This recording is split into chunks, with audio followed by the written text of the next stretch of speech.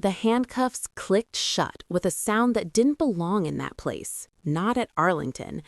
Gasps rippled through the crowd as a uniformed police officer shoved a tomb guard forward, right there on the sacred marble where thousands had come to mourn, not to watch a man be humiliated. Phones shot up.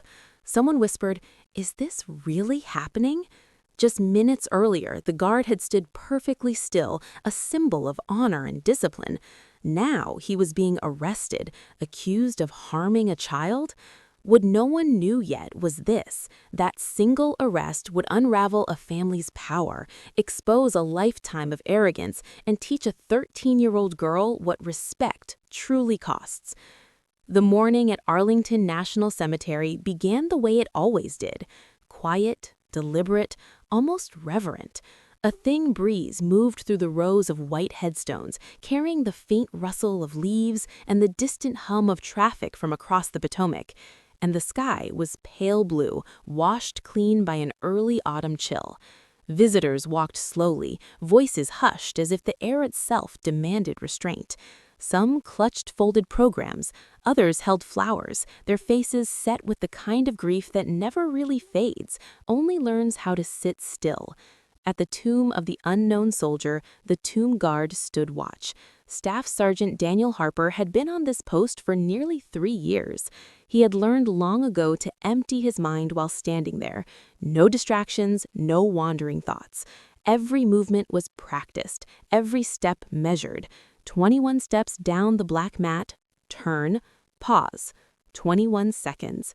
The rifle moved from shoulder to shoulder with crisp precision. To most visitors, he looked like a statue brought to life. To Daniel, it was the highest honor of his career. He thought briefly of his grandfather, Korea, 1951, before pushing the thought away. Personal memories had no place here. The tomb wasn't about any one soldier, it was about all of them. That was when he noticed the girl. She stood out, not because she was loud at first, but because she didn't seem to belong to the mood of the place.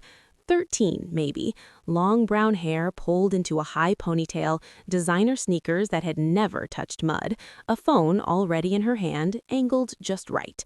Her parents trailed a few steps behind.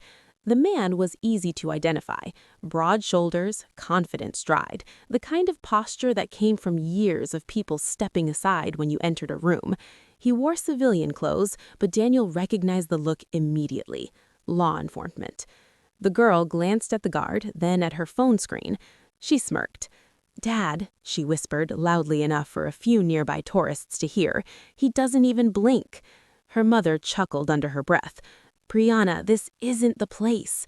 But Brianna barely listened. She took a step closer, holding her phone higher.